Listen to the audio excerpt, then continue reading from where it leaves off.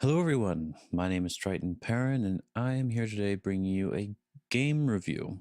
Now, I am reviewing for the player who is playing black here, and I was sent an email and they wanted to get a little bit of help with their games. So I thought, you know what? I don't mind reviewing, and this should be a lot of fun. I need to make more videos anyway. So what I was told was that the black player here, they believe that they are around 10Q. I had to do a little bit of research, but I actually found out that his opponent is around 6Q for this game. So even though it's an even game, his opponent should technically be 4 stones stronger. And if that is the case, then I actually feel like maybe you're more like 8Q rather than 10Q, because you actually played fairly well the entire game. You made a small mistake in the opening that was due to reading error, and then your other sort of problem was due to strategy. So we're hopefully going to go through that and address those points, and hopefully I don't get too confusing. All right, so let's just look at the game now.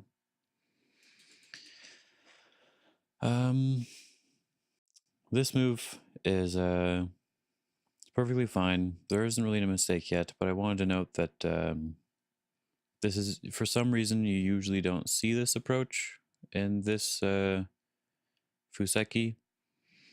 You do sometimes, but usually you don't. Usually you see approaching on the bottom here, or taking the Chinese, or just taking this enclosure, right? And I'm not sure what your Fuseki knowledge is, but now those are sort of the more normal moves. This move is playable, but you just don't see it that often. So they back off, and then you take this, and I think this is actually perfectly fine. If you want to play a bit more simple, it's probably better just to finish the little Joseki in this area so that you have a solid group and you don't have to worry about any stones in the future. But it's okay to come back and play this. You can consider this like an exchange, right? So white approaches here. You pincer, which I think is the right way to play. You want to help this stone.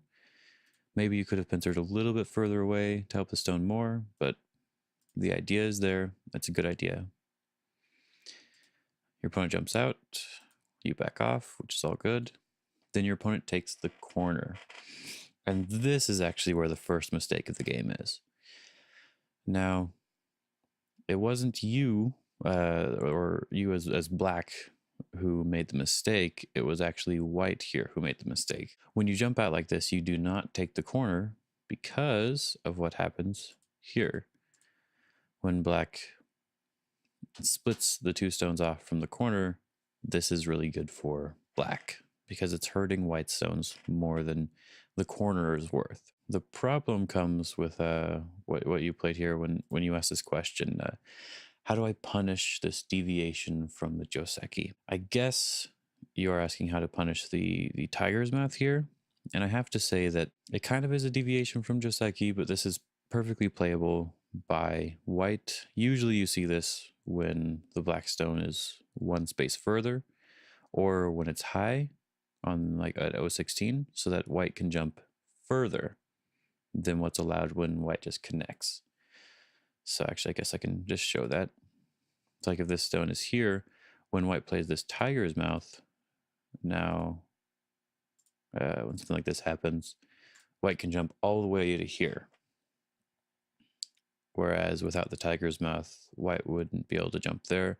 White could only jump to here, or yeah, white can only slide all the way to there. So that's sort of the purpose of the tiger's mouth. And in this case, it's not quite the same, but I wouldn't say that this is something that you have to punish. And this is sort of where your thinking went wrong here. What you should be thinking here is that you just split these stones off from the outside, so your outside needs to stay strong. So you need to connect or play this move. That's sort of the idea here. You want to let white live in the corner, and you take large profit on the outside by really damaging these 2 white stones and building some good influence. But you decided that you needed to punish, though, and it's a very dangerous set to get into when you play Go. When you want to punish, that doesn't neglect your own weaknesses. It means that if you're strong, then you can do more damage than normal. And in this case, you can't really punish white. So what happens in the game is that white cuts, which I believe is the correct move here. You then Atari here and come out. But when white Hane's here, you should know that there isn't really anything that you can do. These two stones are dead. However, you can still get some profit here. If you cut like this, white has to take these stones. Then you can push through here because this is an Atari. White has to capture the stones. Then you connect and you still get a good result. You've created some nice influence. You've contained white in the corner, and this is still okay, even though you had to give up an extra point or two. However, in the game, you did end up trying to save these stones, which is a little bit difficult to do. It's not really possible, actually. So white just says, nope, they're all dead. You cut, you try to get something, and now you're like, well, I mean, you may have realized it earlier, but now you know, oh man, there's nothing that I can do here. So your mistake here was believing that you could punish when you really couldn't punish. That's why it's dangerous to get into that mindset. If you knew back at the beginning, like you're cutting off these stones, right? You knew that this was the right play. Then you should have just continued to cut off the stones. This is more important than any sort of punishment you can do in the corner. Now white does owe a move, so you can get something here. Like you will get this really nice outside, and white will just live in the corner. This looks really good for black. So just remember, don't get into the mindset that I have to punish. Come up with a clear goal, like back with this clear goal, you're going to cut these stones off, right? It's like, he may have played a move that's potentially punishable, but I have my goal. My goal is to make the outside stones weak. So just continue with that. You don't need to worry about punishing. You just need to continue with your original plan. Be consistent. And that's sort of like a very important part of Go. What happened here was a little bit unfortunate. And actually, what happens next in the game is really the thing that tells you how strong a player is.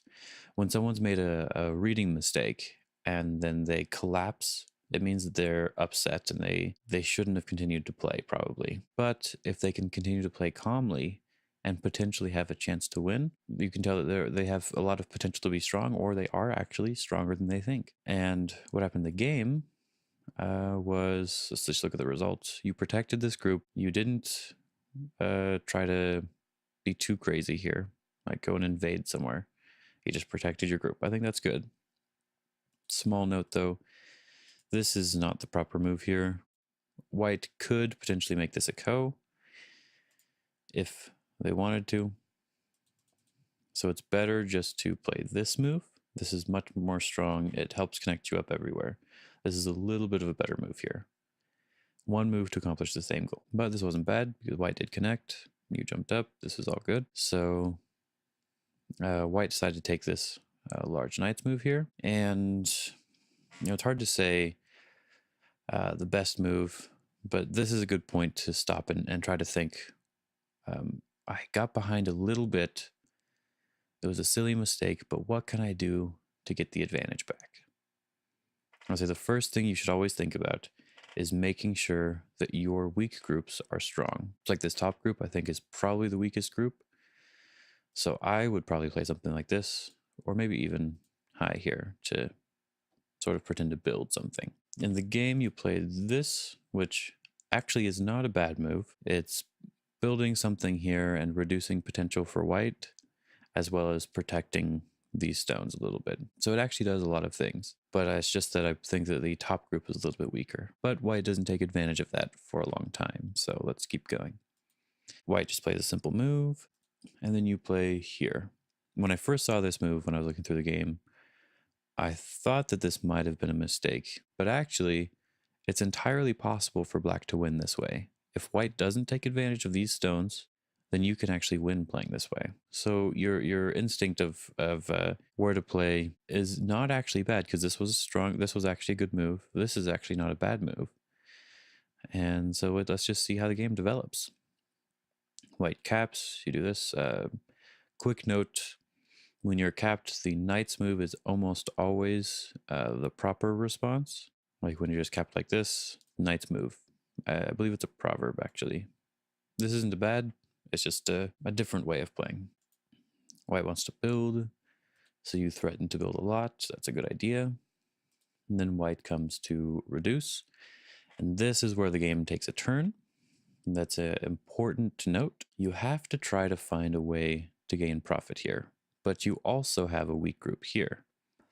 So it becomes a bit complicated. So the idea should be, how can I protect my group and gain profit? So the first thing you need to do is protect your group, which is what you do in the game. You do this move, which it's okay, it's fine. You're trying to prevent the connection. Actually, it's a strong move. You're trying to prevent the connection here and strengthen your group at the same time. That's actually very good. White just jumps up, you peep, and I think the peep is strong because you still need to protect your group. Your comment here tells me about your thought process. You're saying, how can I kill this group? And I'm going to tell you right now that you can't kill this group unless white makes a mistake. But it's going to be very, very difficult to kill the group. Now you're a bit behind. However, you should be able to gain the advantage here because this group is a little bit weak. So you might be able to get a move or two on the outside to get a little bit of influence, get a little bit of strength so that you can invade later. So what you did in the game was you sort of leaned over onto your opponent's area. You're saying, can I come in? And if not, can I attack this group severely? And it's okay, but white can live, which is the problem. So you're sort of letting your opponent solidify this area a little bit more in order to try and attack. So this is what you did. I believe something like this. Yeah. So you do attack, but as you find out in the game, this is very hard to kill. You're not. Process shouldn't be, is it possible to kill this group? Now, if you have a lot of strength in the area, then yeah, you should be thinking, can I kill the group? If it looks like it's not possible, then you need to say, what profit can I get from attacking this group? Profit's hard to see, and as you get stronger, you'll realize what is good profit, what is bad. But in general, profit comes in the form of influence or large territory. And influence is usually used to help you invade in an area. For example, this is the first move that sort of occurred to me. I want to cap this. I want to build a little bit of influence in my area. Simple. This, right? What does playing this move get you? Well, it makes it just a little bit easier to come in and invade white's area down here. So I would probably come in right away. And I'm thinking this invasion, it just seems right to me. But come in here. If white tries to attack you by coming out, white has to continuously prevent you from running towards this stone, which is what makes this stone useful. So now you can sort of try to live in this area. Something like this. You're alive, right? So you were able to live. This is good. White sort of needs another move here if he wants to build anything in this.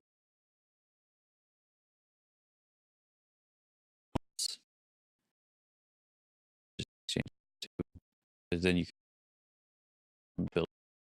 And if we look at the score of the game, I believe it's about like 30 plus potentially 20. I believe I counted before, and black had around 50 to 60, and white had around the same. So it's possible to win this way because white doesn't have Comey in this game. So I believe it is definitely possible to win this way. And this is sort of what you should be aiming for, right? So if we go back to the game, so your idea wasn't wrong. You want to sort of get influence in this area. Like you want to play in somewhere out here to try to surround this group first. It's just you can't kill, and that's something that you have to sort of come to terms with in lots of games. It's disappointing a lot of the time that you can't kill, right? But you just have to understand that it's going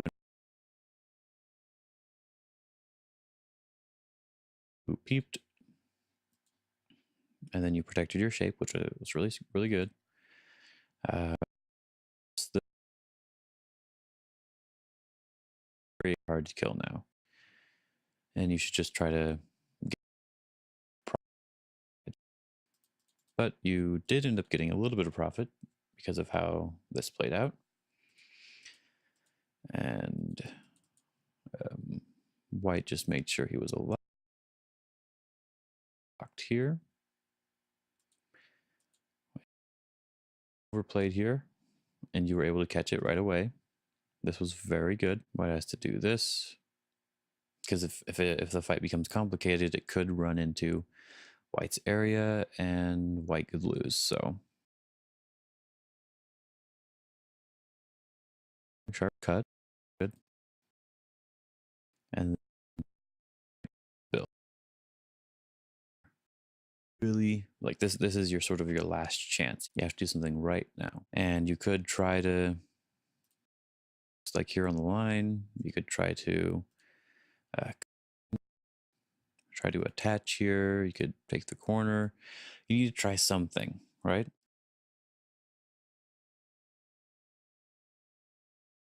I think this is what I would probably try. But you just have to figure something out. Even if you die, if you're losing anyway, it doesn't matter if you invade and die. You need to try. But you ended up playing this. And this is not a bad move. That's not really what I'm saying here. But this is a move that's saying, I'm winning. So if you counted the board and you found out that you were ahead, then you could totally play this move. It's perfect. White has a lot of points. You ended up not really getting anything out of here, and white got a few points here. White has a couple points here, and then white has all of this, which is really big. Granted, you do have this large area here. That's a lot of points, but you need to try to get something a little bit more. So I think if I look at the score estimate, it says that white's ahead by 34 points. And that's not actually that unreasonable looking at the board. So I think white plays, so yes, white protects this corner, and then you come in and invade here. And this is, I believe this is one of your last questions. Is this invasion a mistake? I'm going to say no, the invasion's not a mistake. It works. You actually end up getting something from it. You end up getting a lot because it kind of lets you connect up underneath here. However, you want to try to get a lot more out of an invasion, because if you, as I mentioned, if you know you're losing, then you really have to try to get a lot out of it. So if we go back to here, this is why I suggested this move. If white's like, hey, I want my corner, and you're like, okay, do you really want your corner? It's like, yeah, I do. Then maybe get another forcing move here. Maybe you can come under here and try to live, or come all the way to here. This is usually a bad move, but if you're really trying to live, maybe it'll work. Or maybe you read out that this will work, right? Maybe something like this happens, and you can live now. If you can live in this area, it's worth many more points than living in the corner, because you're ruining a larger area. But you really have to try and get as much as you can. You squeeze out every little bit of profit that you can, because you know you're behind. So, as I said, this isn't a mistake, but you need to get something from it. You need to get, you need to get Sente. If you can do this in Sente, then maybe it's not that bad. Because let's say that, I don't know, for some reason your opponent had to protect this stone. Now, if you can get that, then you can reduce from the outside here. If your opponent pushes and cuts, well, then it's just a fight, and you're just going to do whatever you can to win, if if possible. Or you'd push again. You just want to do whatever you can here. So if you could get Sente from it, that would have been cool. But White decided, I don't really care. So you just you live in Gote, which is still a good result for you. But as I said, if you're losing, you have to try everything. So even here, I would probably just come in right here. Yes, it seems like it's probably not going to work, right? But maybe this will be just enough. This will be just enough to win, maybe. Or you won't be able to win. There's only really those two options, right? You either won't be able to, or it'll be just enough. So that's really your only real mistake here at the end, was that you didn't try more. You're just sort of protecting your own area. Which, if you were winning, this would be perfectly acceptable, for sure. Is there anything else? Oh yes, there was a how did I go wrong, right? Yes, here. I said, where did I go wrong here? You actually, you got a decent amount of points here. You ended up getting a lot of points here, but it's just, this area is just a little bit too big. And so where you went wrong was you just didn't reduce this area. You weren't able to reduce this because maybe you didn't attack this group correctly, or just like there's something. Maybe there was something, right? Let's see what happened later on in the game real quick. I believe, oh yes, White ended up, you made a simple reading mistake here, and White ended up catching some more stones, which it sucks, but it happened all the time. You just go to here. Okay. Anyway, so the major points to remember, I guess it would be this move. You're sort of leaning on your opponent's area, telling him to make it more solid, so that you can try to attack something that's really difficult to kill. So thinking that you could kill is almost always a bad idea. And also, it's the same thing that came with this move. You thought, maybe I could punish, but you can't really punish it because it wasn't actually a punishable move. You just need to stay strong on the outside. And it's similar to what happened later on. So it's similar to here, where you just need to stay strong on the outside and try to get something. So it was a very similar mistake. Even though it doesn't seem like it, it was a very similar mistake. And the other mistake you made was just that reading. It was just reading errors. Reading error here, and what was it? Reading error later on here as well, when you lost these 3 stones. And you allowed your opponent to crawl into your area. So I think that's actually about it. So before I'm done with this video, I mention like how do I think you should get better? Like what steps should you take to get better at the game? Because you actually have a pretty good instinct for where to play.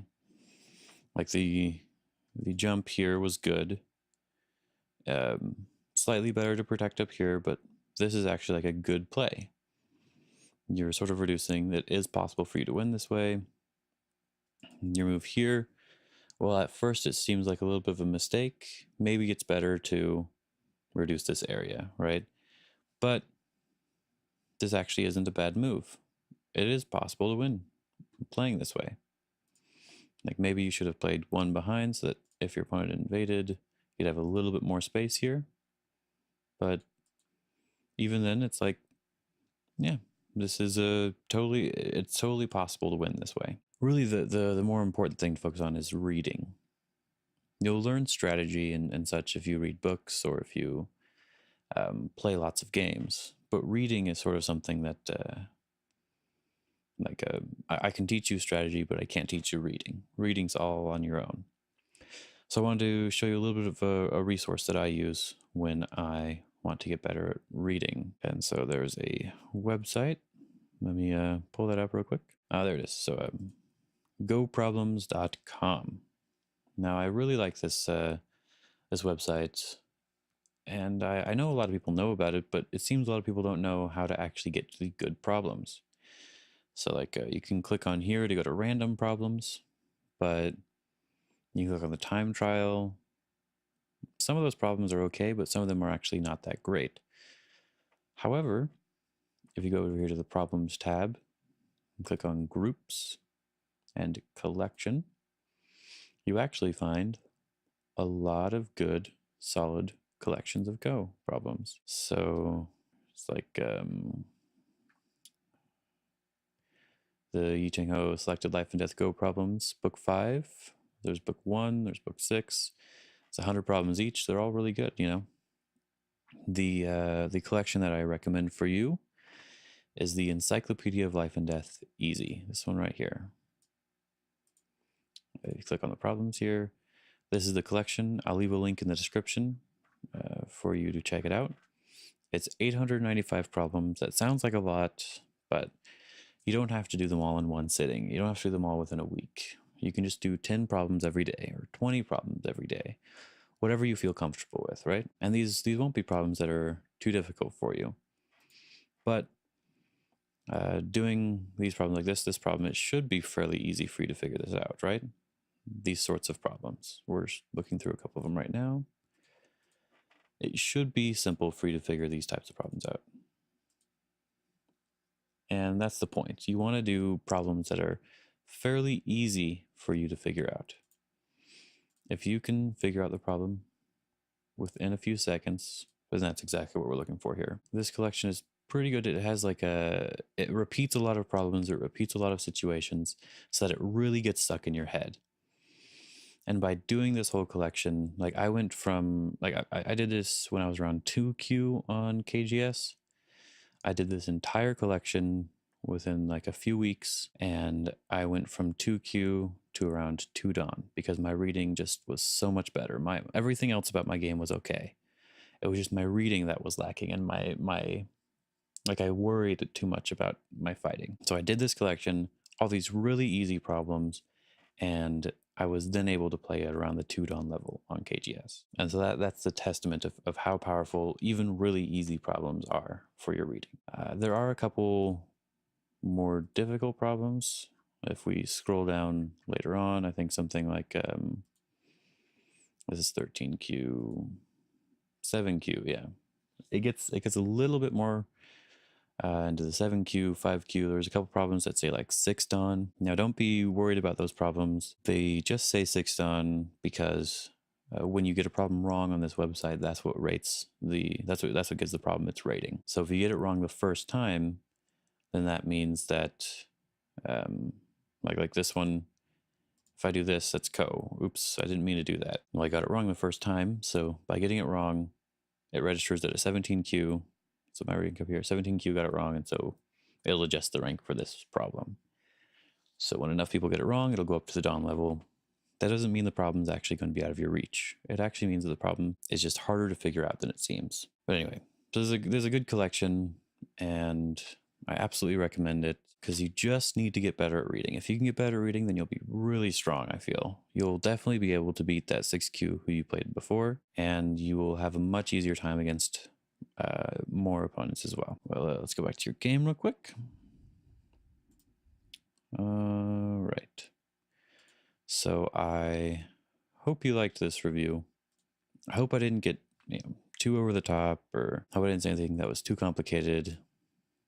Because I know that sometimes I can just keep going and it's no good. But I hope I addressed all of your concerns, and just let me know if you really enjoyed this. And if anyone watching this like this, just make sure to leave a comment below. If you want to get in contact with me, I have my email. An email that you can use to get in contact with me is in the description. I think that's about it. So thank you for submitting this game to be reviewed, and I hope you all have a good day. See ya.